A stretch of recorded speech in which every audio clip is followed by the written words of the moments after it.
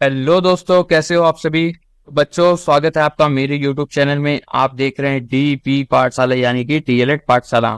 जैसा कि आप लोग जानते हैं कि डीएलएड पाठशाला पे आपकी डीएलएड बीटीसी की सभी विषयों की पढ़ाई होती है और बिल्कुल ही आसान भाषा में, एकदम एग्जाम के हिसाब से। चाहे आप हिंदी मीडियम के हो या फिर इंग्लिश मीडियम के, उससे कोई फर्क नहीं पड़ता बच्चों, क्योंकि हम आपको पढ़ाते हैं हिंदी और इंग्लिश दोनों ही भाषाओं में और बिल्कुल आसान भाषा में, ताकि आपको हर टॉपिक अच्छे से समझ में आ सके। अगर आप ढूंढ रहे हो कि डीएलएड बीटीसी के सभी विषयों के सटीक, सरल और पूरी तरह से नोट्स आधारित वीडियोस, तो आप बिल्कुल सही चैनल पे आ गए हैं दोस्तों। चैनल को सब्सक्राइब करते हैं, वीडियो को लाइक करें और शेयर करें दूसरे को, कमेंट करना ना भूलें, ठीक है। तो बच्चों, हम लोग विज्ञान पढ़ रहे हैं। थर्ड सेमेस्टर का हमारा 2 सब्जेक्ट ऑलरेडी कंप्लीट हो गया, शैक्षिक मूल्यांकन, कंप्यूटर और विज्ञान की आज हमारी लास्ट क्लास है। आज हमारी लास्ट क्लास है, छोटी सी क्लास है, थोड़ा बहुत जो भी बचा हुआ है विज्ञान हमारा आज खत्म हो जाएगा। अब इसके बाद आप लोग बताइए कि आप लोग इसके बाद कौन सा सब्जेक्ट पढ़ना चाहते हैं, ठीक है। तो जो आप सब्जेक्ट बोलेंगे वो हम सब्जेक्ट स्टार्ट कर देंगे, ठीक है। तो चलो बच्चों, स्टार्ट करते हैं आज का लेक्चर। उससे पहले रिवाइज कर लेते हैं कि हमने लास्ट क्लास में क्या क्या पढ़ा था, ठीक है। चलो फिर यहाँ से लेते हैं पेन हम। जी हाँ, तो ध्वनि की चाल क्या होती है? Speed is equal to distance upon time, यानी दूरी डिवाइड बाय समय, ठीक है। ध्वनि ठोस में सबसे तेज, गैस में सबसे धीमी होती है। ठोस में क्या होती है? सबसे तेज होती है, और गैस में सबसे धीमी होती है। निर्वात में नहीं चलती, यानी जिसमें वैक्यूम में नहीं चलती है, ठीक है, चलती ही नहीं, शून्य होता है। प्रतिध्वनि, परावर्तित ध्वनि, इको सुनने के लिए 16.6 मीटर की दूरी होनी चाहिए, समझे। गूंज में ध्वनि बार बार टकराती है, क्या होती है? बार बार टकराती है। शोर क्या होता है? अनियमित और परेशान करने वाली ध्वनि को आप शोर कहते हैं बच्चों। न्यूटन के 3 नियम हमने पढ़े थे कल। जड़त्व नियम यानी इनर्शिया, लॉ ऑफ इनर्शिया। बल नियम यानी law of force, F is equal to M A, ठीक है। Mass into acceleration. क्रिया प्रतिक्रिया यानी एक्शन का रिएक्शन, ठीक है। Every action has an opposite reaction. सारी क्रिया का इक्वल, बराबर और दूसरे विपरीत दिशा में प्रतिक्रिया होता है, यानी रिस्पॉन्स होता है, ठीक है बच्चों। ये हमने कल की क्लासेस पढ़ी थी। अब चलो आज लास्ट की क्लास हम लोग स्टार्ट करते हैं। लास्ट क्लास है आज हमारी, ठीक है। कौन सी क्लास है? क्लास 18, ठीक है। तो बच्चों, पहला हम लोग टॉपिक पढ़ते हैं कि ये हमने पढ़ लिया है, लेकिन एक बार हम फिर से देख लेते हैं अच्छे से।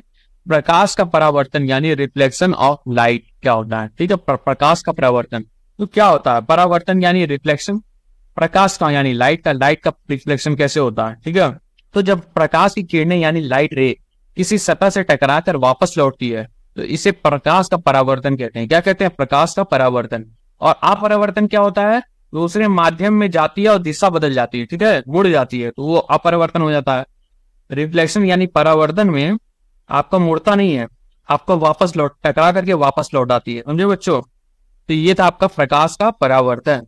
परावर्तन भी उसी तरह होता है जैसे ध्वनि का परावर्तन होता है, समझे। जैसे प्रकाश का परावर्तन भी उसी तरीके से होता है जैसे ध्वनि का परावर्तन होता है। उदाहरण, जब हम दर्पण में देखते हैं, किसमें? दर्पण में यानी मिरर में, तो हम अपना प्रतिबिंब यानी इमेज दिखता है, हमें अपना क्या दिखता है? इमेज दिखता है। वो क्या है? वो आपका परावर्तन के कारण है। क्या है? रिफ्लेक्शन के कारण है, परावर्तन के कारण।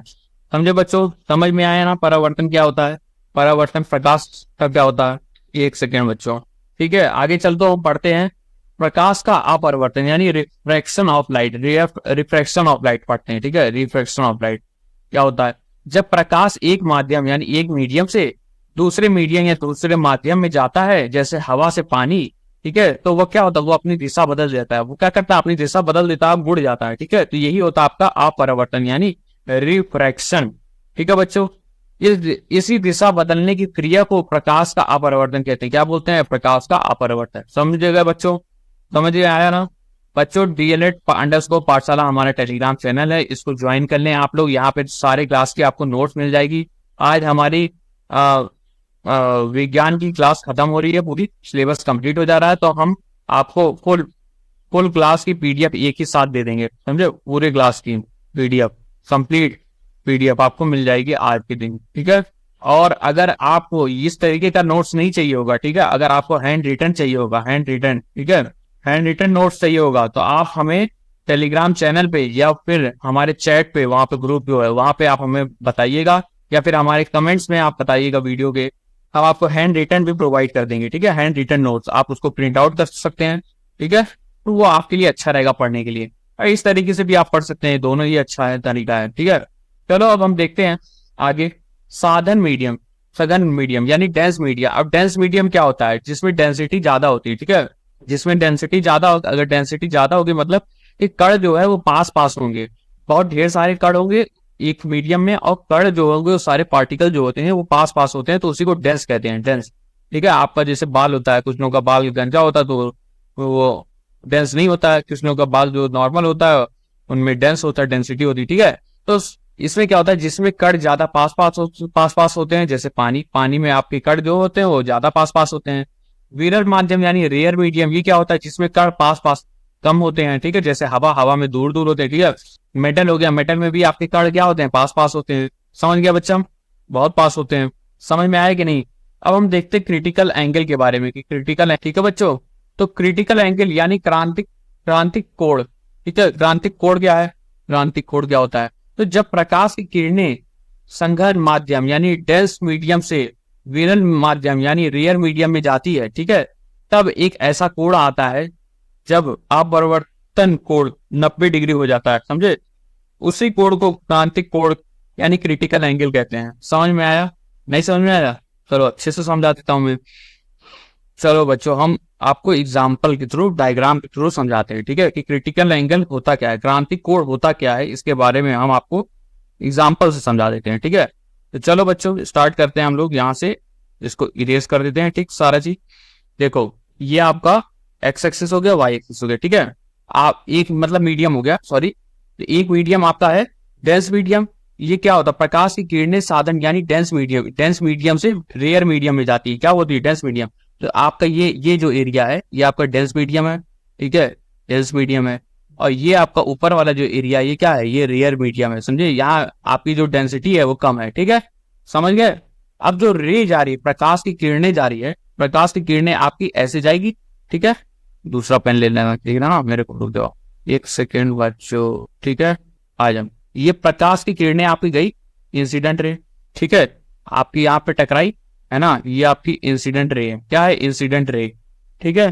टकराने के बाद जब याद रखिए, जब आपका एक मीडियम से दूसरे मीडियम पे जाती है प्रकाश की किरणें, तो क्या होती है, वो रिफ्लेक्ट नहीं होती, वो अपरिवर्तन होती है, यानी कि क्या होती है, देखो मैंने यहाँ पढ़ाया था ना, अपरिवर्तन यानी रिफ्रैक्शन, एक मीडियम से, एक माध्यम से दूसरे माध्यम की तरफ जाती है, ठीक है, ठीक है।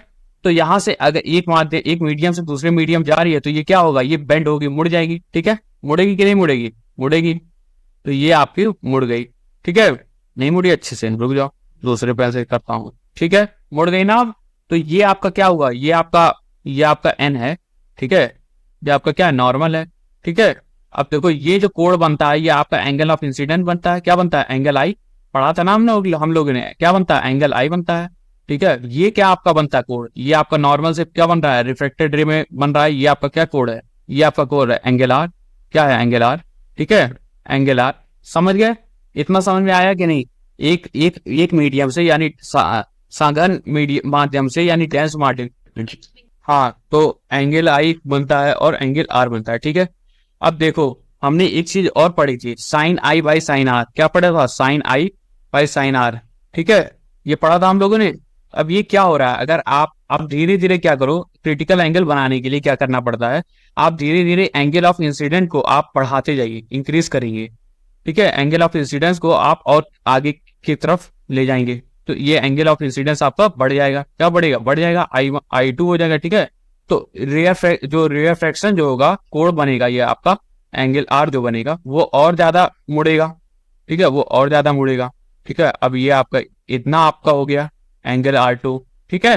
धीरे धीरे जैसे ही आप एंगल ऑफ इंसिडेंट को और बढ़ाओगे तो क्या होगा, एक वक्त ऐसा आएगा जब आपका जो एंगल आर है, ठीक है, एंगल आर जो है वो 90 डिग्री बन जाएगा, क्या बन जाएगा, 90 डिग्री बन जाएगा बच्चों, 90 डिग्री बन जाएगा। तो वो टाइम, वो कोण एंगल ऑफ इंसिडेंस का, जब आपका एंगल आर जो है आपका 90 डिग्री बन जाता है, उस कोण को क्या बोलते हैं, वो एंगल ऑफ इंसिडेंस को, कोण को आपको बोलते हैं आपका क्रिटिकल एंगल यानी क्रांतिक कोण, समझे बच्चों। आप देखो अब हमने डायग्राम से समझा दिया ना, अब हम तुमको बताते हैं इसमें है क्या, यहाँ से। तो आप ही हमने क्या पढ़ा, जब प्रकाश की किरणें डेंस मीडियम से विरल माध्यम यानी रेयर मीडियम में जाती है तो मुड़ जाती है, ठीक है। तब एक ऐसा कोण आता है, तब फिर एक ऐसा कोण बनता है जब अपरिवर्तन कोण 90 डिग्री हो जाता है। अपरिवर्तन यानी कोण यानी रिफ्लेक्टेड जो एंगल ऑफ रिफ्लेक्शन जो होता है, ठीक है, एंगल आर जो होता है वो आपका 90 डिग्री हो जाता है। तो उसी कोण को आपको क्रांतिक कोण कहते हैं यानी क्रिटिकल एंगल कहते हैं। उस कोण पे जिसपे आपका अपरिवर्तन कोण जो 90 डिग्री बन रहा है उस कोण को आपको क्रांतिक कोण कहते हैं, समझे। तो ये क्रिटिकल एंगल जो है वो आपका एंगल ऑफ इंसिडेंट है। शॉर्ट में अगर लिखना है तो वो क्या है, angle of incident. Angle of incident है, लेकिन उसकी लिमिट क्या है, इसका आपका कंडीशन क्या होगा, कंडीशन ये होगा कि एंगल ऑफ रिफ्रैक्शन जो है, हाँ उसका कंडीशन ये है कि एंगल ऑफ रिफ्रैक्शन आपका 90 डिग्री होना चाहिए, ठीक है। उस वक्त जब आपका एंगल ऑफ रिफ्रैक्शन जो है वो 90 डिग्री होता है, उस वक्त आपका जो एंगल ऑफ इंसिडेंस होता है उसी को आप क्रांतिक कोण यानी क्रिटिकल एंगल कहते हैं। समझे बच्चों, समझ में आ गया कि क्रिटिकल एंगल क्या होता है। क्रिटिकल एंगल वो होता है जब एक माध्यम से यानी डेंस मीडियम से सघन माध्यम से विरल माध्यम में कोई कोण जाती है, कोई प्रकाश जाता है, ठीक है, कोई किरणें जाती है, प्रकाश की किरणें। तो जो एंगल ऑफ इंसिडेंस रहता है जब आपका एंगल ऑफ रिफ्रैक्शन यानी अपरिवर्तन कोण 90 डिग्री होता है, तो जो आपका एंगल ऑफ इंसिडेंट होता है उसी को आप क्रिटिकल एंगल यानी क्रांतिक कोण कहते हैं, समझे। तो क्रांतिक कोण इज इक्वल टू क्या हुआ, एंगल ऑफ इंसिडेंस। लिमिट क्या है कि आपका कंडीशन क्या है कि आपका रिफ्रैक्टेड एंगल आपका 90 डिग्री होना चाहिए। समझ में आया बच्चों, बहुत ज्यादा टाइम ले लिया इसको समझाने के लिए क्योंकि डायग्राम बना रहा था, ठीक है। अब आते हैं गोलीय दर्पण। दर्पण क्या होता है, दर्पण यानी मिरर, गोलीय यानी स्पेरिकल मिरर, ठीक है। स्पेरिकल मिरर क्या होता है, ठीक है बच्चों, आओ देख लेते हैं उसको, ठीक है। तो यह एक ऐसा दर्पण होता है यानी मिरर होता है जो किसी खगोले खोखले खोखले गोल का भाग होता है। क्या होता है, खोखले गोल का भाग होता है। देखो, तो गोलीय दर्पण जो है स्पेरिकल मिरर, ये क्या होता है, ये एक ऐसा दर्पण यानी मिरर होता है जो किसी खोखले गोल का भाग होता है। क्या खोखले, एक गोल भाग है, एक गोल है, गोलाकार कोई चीज है, उसका अगर भाग कर दो, एक भाग कर दो ऐसे, ठीक है, तो ये जो आपका पार्ट हो गया ये आपका क्या स्पेरिकल मिरर हो गया, ठीक है। इसकी दो प्रकार की सतह होती है, एक उभरी हुई सतह यानी कॉन्वेक्स और दूसरी अंदर की ओर गहराई वाली जो होती है वो क्या होती है, कॉनकेव, ठीक है। तो दो उसके वो होते हैं आपके कॉनकेव और कॉन्वेक्स, ठीक है। अब जैसे आपने देखा होगा आपके पास अगर डिश टीवी वगैरह या टाटा स्काई ये सारी चीजें लगी होगी छतरी वाला, ठीक है, तो एक ऐसे प्लेट लगी होती है, ठीक है, और यहाँ पे एक, ठीक है, ऐसे कुछ करके लगा होता है, ये प्लेट रहती है, ठीक है। ये प्लेट क्या आपकी स्पेरिकल मिरर की तरह होती है, ठीक है। प्रकार आप इसके क्या होते हैं, अवतल दर्पण यानी कॉनकेव मिरर। कॉनकेव मिरर क्या होता है, अंदर की ओर गहरा होता है। क्या होता है, अंदर की ओर गहरा होता है, ठीक है। तो आपका कॉनकेव मिरर जो होता है वो अंदर की ओर गहरा होता है। प्रतिबिंब यानी जो इमेज बनती है वो असली रियल रहती है और उल्टा यानी इन्वर्टेड बनता है। क्या बनता है, उल्टा बनता है। उपयोग क्या है, सेविंग मिरर, सेविंग बार्बर के यहाँ जाओगे या पार्लर जाओगे तो जो मिरर रहता है, शेविंग मिरर रहता है, उसमें आपका कॉनकेव मिरर यूज होता है। डॉक्टर की जांच में, ठीक है, डॉक्टर की जांच में भी यूज होता है, टॉर्च में, ये सारी चीजें में आपका कॉनकेव मिरर यूज होता है बच्चों, समझे, कॉनकेव मिरर। तो ये अंदर की ओर गहरा होता है। क्या होता है, अंदर की ओर गहरा होता है बच्चों, समझे। ऐसे ये बना देता हूँ डायग्राम आपके लिए, लो ये आपका ये है, ये पॉलिश एरिया है, ठीक, ठीक है। ये आपका क्या है, अंदर की ओर जो है, अंदर की ओर गहरा होता है, अंदर की ओर गहरा होता है, ठीक है। प्रतिबिंब, जो इसकी प्रतिबिंब यानी इमेज बनती है वो असली होती है, क्या होती है, रियल की तरह होती है और उल्टा इन्वर्टेड बनता है, ठीक है, उल्टा बनता है, ठीक है। उपयोग इसका सेविंग मिरर, डॉक्टर की जांच में और टॉर्च में होता है। फिर आता है उत्तल दर्पण यानी कॉन्वेक्स मिरर। कॉन्वेक्स मिरर क्या होता है, बाहरी की ओर उभरा होता है। क्या होता है, बाहरी की ओर उभरा होता है। अब ये ऐसे हो गया, ठीक है, ये ऐसे हो गया, ठीक है। ये आपका क्या है, ये आपका क्या है, ये आपका कॉन्वेक्स मिरर है, ठीक है। ये बाहर की ओर उभरा होता है, बाहर की ओर उभरा होता है, ठीक है। प्रतिबिंब छोटा है, प्रतिबिंब जो इमेज बनती है रिफ्लेक्ट होने के बाद वो स्मॉल रहती है, छोटी बनती है, सीधा रहता है यानी इरेक्ट रहता है, उल्टा नहीं होता है, ठीक है। अब आभासी यानी वर्चुअल होता है, ठीक है। उपयोग इसका गाड़ियों के रियर व्यूअर मिरर में, गाड़ियों में जो कार वगैरह में रियर व्यू मिरर होता है, पीछे वाला मिरर जो होता है, पीछे की तरफ देखने वाला, वो आपका क्या होता है, कॉन्वेक्स मिरर होता है, ठीक है बच्चों, उत्तल दर्पण होता है। अब आते हैं लेंस के बारे में पढ़ते हैं। लेंस में भी आपका कॉनकेव और कॉन्वेक्स होता है, ठीक है, वो लेंस देख लेते हैं। लेंस एक पारदर्शी माध्यम है। क्या है? पारदर्शी माध्यम है जो घुमावदार सतहों से बना होता है। क्या होता है? घुमावदार सतहों से बना होता है। ठीक है बच्चों, तो घुमावदार सतहों से बना होता है। दो प्रकार के होते हैं, उत्तल लेंस और अवतल लेंस। क्या होता है उत्तल लेंस? क्या होता है? Convex lens. ठीक है, कॉन्वेक्स लेंस क्या होता है? कॉन्वेक्स लेंस आपका इमेज में हम बना देते हैं, ये ऐसे हो गया, ये ऐसे हो गया। ठीक है, ये आपका क्या है? कॉन्वेक्स लेंस है बच्चों। ठीक है, और कॉन्वेक्स लेंस क्या होता है? बीच में मोटा होता है। क्या होता है? बीच में ये मोटा होता है, किनारों पर पतला होता है, किनारे पे पतला होता है। प्रकाश की किरणें एक बिंदु से इकट्ठा कॉन्वर्ज करती है इसको, समझे? ये कन्वर्जिंग लेंस होता है। कॉन्वेक्स जो है वो कन्वर्जिंग लेंस होता है। कैसे? देख लेते हैं। ये भी देखो, इसमें रे आती है ना, देखो इसमें आपकी रे आएगी। ठीक है, आ गया, रेड ले लेता हूँ। ये देखो, ये सारी रे आई। इसमें क्या हो रहा है? ये सारी चीजें एक जगह कन्वर्ट हो जाएगी। ये जो आपका इमेज बनेगा, ठीक है, ये आपका कन्वर्ज हो गया। ठीक है, सारी चीजें कन्वर्ज हो गई, रेस को कन्वर्ज कर दिया। इसी को आप क्या बोलते हैं? कॉन्वेक्स लेंस बोलते हैं बच्चों। कट नहीं रहा है ना, देख लो एक बार। हाँ, नहीं कट रहा, सही है। ठीक है बच्चों, तो उपयोग कहाँ कहाँ होता है? दूरबीन में, चश्मा दूरदृष्टि दोष में, आपका मैग्नीफाइंग ग्लास में। ये सारी चीज में आपका क्या? उत्तल लेंस यानी कॉन्वेक्स लेंस यूज होता है। हमने पढ़ाया था दूरदृष्टि दोष में। ठीक है, अवतल लेंस आता है कॉनकेव लेंस जिसको बोलते हैं। कॉनकेव लेंस क्या होता है? कॉनकेव लेंस ऐसे होता है बच्चों। ठीक है, ये आपका हो गया कॉनकेव लेंस। ये क्या होता है? ये डाइवर्जेंट लेंस होता है, यानी किरणों को फैला देता है। क्या करता है? किरणों को फैला देता है। ये किरणें हैं, ठीक है, ये क्या करेगा? इधर भेज देगा, इधर भेज देगा, इधर भेज देगा, इधर भेज देगा, इधर भेज देगा, समझे? किरणों को फैला देगा। तो बीच में पतला होता है, किनारे में मोटा होता है। बीच में पतला होता है, ये बीच में ये देखो पतला है, और किनारे क्या है? मोटा है। ठीक है, प्रकाश की किरणें को फैला देता है, डाइवर्ट कर देता है। निकट दृष्टि दोष यानी नियर साइटनेस में इसका उपयोग होता है, वाहनों की हेडलाइट में, स्ट्रीट लाइट में। समझ में आया? अवतल लेंस, कॉनकेव लेंस। आगे आते हैं कि इमेज फॉर्मेशन रूल क्या होता है। इमेज फॉर्मेशन कैसे होता है, यानी प्रतिबिंब बनने का नियम, यानी इमेज जो बनता है मिरर में या दर्पण में, तो किस किस नियम से बनता है। ठीक है, तो अवतल दर्पण में किस नियम से बनता है? तो वस्तु फोकस पर हो, प्रतिबिंब अनंत यानी इंफिनिटी, असली और उल्टा बनता है। क्या बनता है? असली और उल्टा बनता है। ठीक है बच्चों, तो अवतल दर्पण यानी कि क्या? Concave mirror. ठीक है, पहले कॉनकेव मिरर। ठीक है, कॉनकेव मिरर में क्या होता है? अगर वस्तु जो है आपका, जो वस्तु ऑब्जेक्ट है वो आपका फोकस पे है। किस पे है? फोकस पे है। मैं बदलता हूँ, फोकस पे रखा हुआ है, तो आपका जो प्रतिबिंब है वो अनंत रहेगा, यानी इनफाइनाइट रहेगा। क्या रहेगा? इनफाइनाइट रहेगा। यानी कि आपका इंफिनिटी पे, मतलब कहीं आपका बनेगा ही नहीं, पता नहीं कहाँ बनेगा, इंफिनिटी पे बनेगा आपका जो होगा इमेज। ठीक है, वो प्रतिबिंब, इसका मतलब आपका बनेगा ही नहीं। असली होता है और उल्टा बनता है। क्या होता है? उल्टा बनता है। असली होता है और उल्टा बनता है।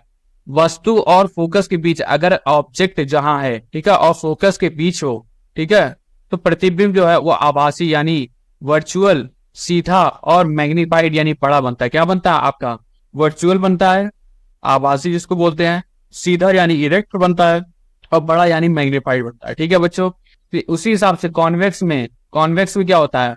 कॉन्वेक्स में आपका प्रतिबिंब जो है हमेशा आभासी बनता है, हमेशा आपका वर्चुअल बनता है। ठीक है बच्चों, वर्चुअल बनता है, सीधा बनता है, हमेशा इरेक्ट, और वस्तु से छोटा बनता है। क्या होता है? वस्तु से छोटा बनता है। इससे ज्यादा आपको कुछ, ये आपका ऐसे ही मैंने पढ़ा दिया, इससे इसकी कोई जरूरी नहीं है, सिलेबस वगैरह भी उतना है नहीं है। ठीक है, तो प्रतिबिंब बनने का अगर नियम कभी पूछ लेता है, तो अगर मान लो पूछा जाता है कहीं भी, तो अवतल दर्पण में, कॉनकेव मिरर में क्या होगा? अगर वस्तु आपके फोकस पर रखी हो, तो प्रतिबिंब जो है वो बनेगा ही नहीं, इन्फिनिटी पे बनेगा। ऐसे लिख देना। ठीक है, असली बनेगा और उल्टा बनता है। ठीक है, रियल इमेज रहेगी, वर्चुअल नहीं रहेगी, रियल रहेगी। ठीक है, ये है ना, हर जहां आभासी है ना, इसमें रियल बनती है। ठीक है, लेकिन अगर वस्तु और फोकस के बीच में हो, ठीक है, तो क्या होगा? प्रतिबिंब आपका आभासी यानी वर्चुअल, और सीधा और मैग्नीफाइड यानी बड़ा बनता है। ठीक है, उत्तल लेंस में यानी कॉन्वेक्स लेंस में आपका प्रतिबिंब हमेशा, इमेज आपकी हमेशा वर्चुअल ही बनेगी, सीधा बनेगी, और वस्तु से छोटा बनता है। क्या होता है? वस्तु से छोटा बनता है। समझे बच्चों? आशा करता हूँ आज की वीडियोस आपको पसंद आई होगी, अच्छी लगी होगी। तो बच्चों, ये था हमारा आज का लेक्चर। हमने आज पढ़ा आपका लास्ट विज्ञान यानी साइंस का आज का लास्ट क्लास। आशा करता हूँ आपको वीडियोस पसंद आए होंगे, अच्छे लगे होंगे। चलो एक बार हम लोग रिवाइज कर लेते हैं, हम लोगों ने क्या क्या पढ़ा। ठीक है, शॉर्ट नोट में। तो रिफ्लेक्शन जो है प्रकाश का वापस लौटना रिफ्लेक्शन होता है। रिफ्रैक्शन क्या होता है? प्रकाश की दिशा बदलना या मुड़ जाना, तो क्या है आपका? रिफ्रैक्शन है। क्रिटिकल एंगल क्या होता है? वो एंगल, इंसिडेंट एंगल, जब आपका अपवर्तन कोण 90 डिग्री हो। क्या हो? अपवर्तन कोण आपका 90 डिग्री हो। कॉनकेव मिरर क्या होता है? असली प्रतिबिंब यानी रियल इमेज बनाता है। सेविंग मिरर आपका एग्जाम्पल है। कॉन्वेक्स मिरर छोटा और आभासी प्रतिबिंब, मतलब छोटा इमेज बनाता है और आभासी यानी वर्चुअल प्रतिबिंब बनाता है, ठीक है। रियर व्यू मिरर में आपका कॉन्वेक्स मिरर यूज होता है। कॉन्वेक्स लेंस बीच में मोटा होता है, किरणों को इकट्ठा करता है। क्या होता है? किरणों को इकट्ठा करता है यानी कन्वर्ज करता है। कॉन्केव मिरर डाइवर्जिंग मिरर होता है, पर किरणों को फैलाता है और निकट दृष्टि दोष में काम आता है इसका। समझ में आया बच्चों आज का लेक्चर? आज हम लोग का साइंस का आपका पूरा कंप्लीट सिलेबस कंप्लीट हो गया है, ठीक है। आशा करता हूँ आपको वीडियोस अच्छे लगे होंगे। अब आप बता दीजिए कि नेक्स्ट सब्जेक्ट आप लोगों को कौन सा पढ़ना है, ठीक है। तो वीडियो को बच्चों लाइक करें, सब्सक्राइब करें, चैनल को सब्सक्राइब कर दें, शेयर करें एक दूसरे को। पीडीएफ के लिए आप लोग हमारा टेलीग्राम चैनल DLED_पाठशाला को ज्वाइन करें। मिलते हैं नेक्स्ट वीडियो में हम लोग, तब तक के लिए धन्यवाद आप सभी का। कमेंट्स में आप लोग जरूर बताइएगा कि कौन सा सब्जेक्ट हम लोग स्टार्ट करें, ठीक है। चलो फिर बच्चों मिलते हैं, बाय बाय।